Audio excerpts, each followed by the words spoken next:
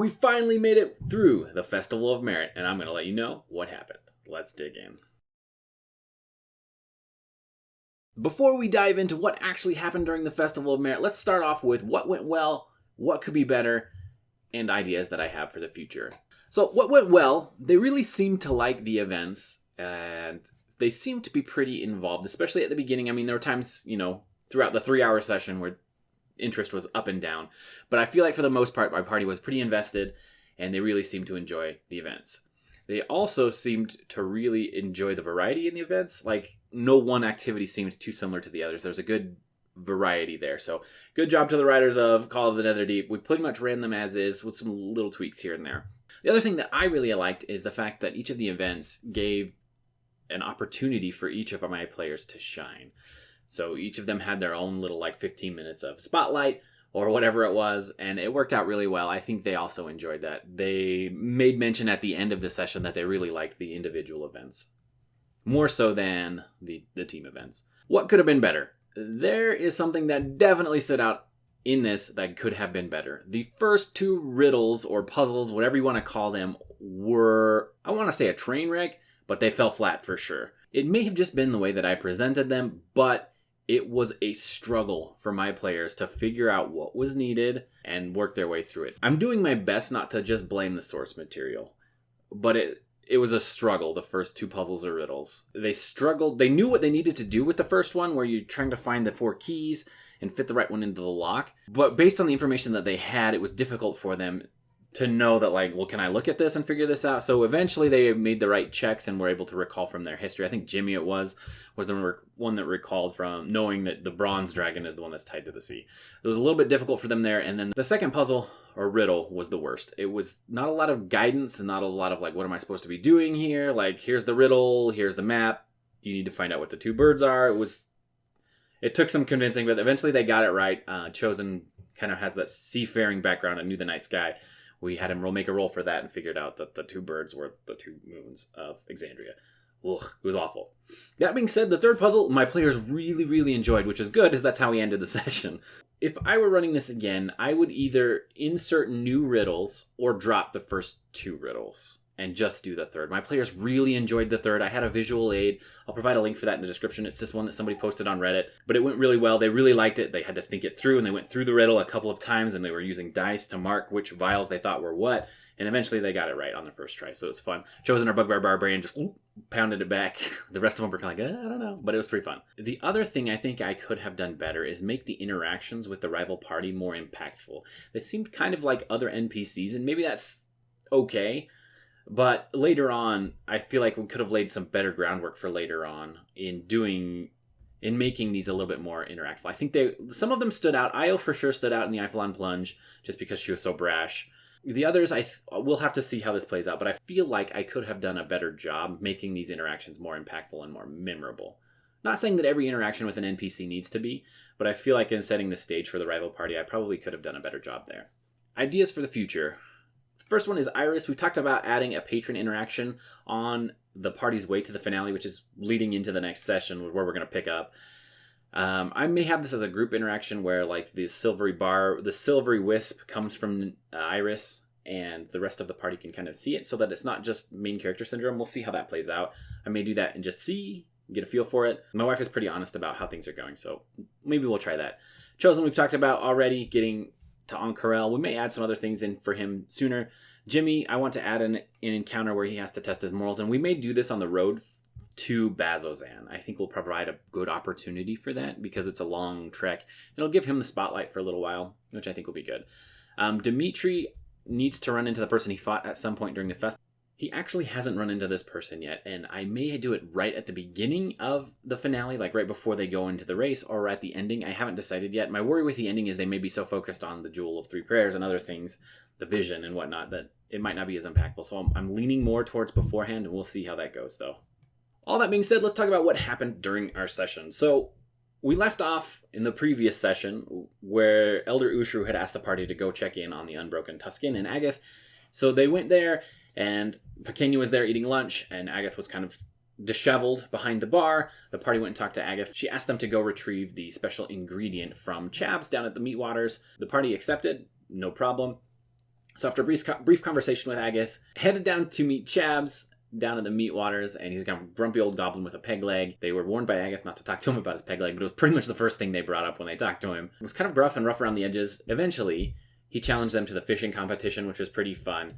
The group, what they did is they had Chozen jump in, and he was grabbing fish, while Jimmy, our druid, and Iris, our warlock, who's kind of got some druidy vibes, jumped into the water and started talking to the fish and trying to convince the fish to go to Chozen. Then Chozen would grab them and throw them into a bucket that was held by Dmitri. That's how they kind of did it, and they did really well on their checks. They watched as Chabbs was just like a master fisherman, and they did beat him in their checks. It's kind of some back and forth banter. It was pretty fun. And then they actually ended up talking Chabbs into buying the fish that they had just caught from him, so they got, I think, a gold piece or something each from all the fish that they caught. Then they went back, gave Agathe her stuff, talked to Pequena for a second, and then they went and kind of got a feel for the town. Dmitri and Iris went about the town for a little bit and just got a feel for the pre-festival energy. Then they all went to bed and leveled up to level 3, and that's kind of a bigger one for some of the classes, so they picked their various subclasses for those that it was applicable to, spent some time there, made sure that everything with the level went okay, they picked some spells and whatnot, and then after they woke up in the morning,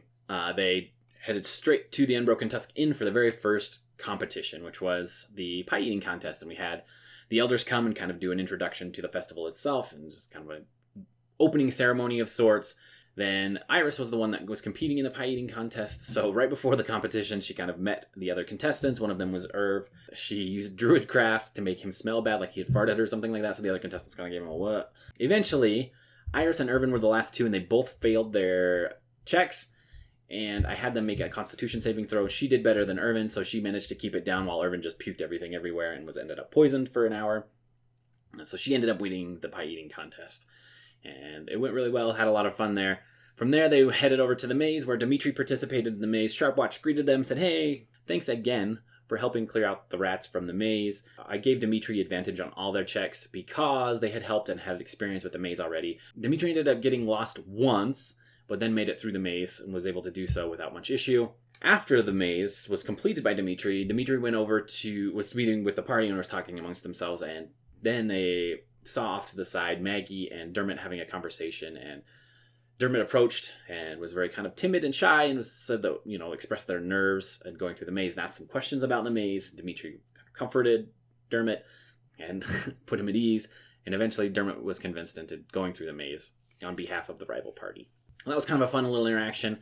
From there, they headed straight to the Ifolon Plunge, which had Io kind of screaming at people, telling them to shut up, and that only one person per team could participate. Before the race, Jimmy tried to talk to all the fish to convince the fish that there was like an egg that they were protecting near the spear so that they would try and fend off the other participants. Anyway, they jump in the water, roll initiative. Io ends up being the one who grabs the spear, and then the sharks come in and they just tear the other two NPC participants to shreds like it was bad bloodbath. And there's some fighting between Io and Jimmy. Jimmy ends up with a spear and ends up winning actually the Ifolon Plunge, which was a surprise for me. I actually thought Jimmy would be the one to stop the sharks, but instead he just booked it straight back.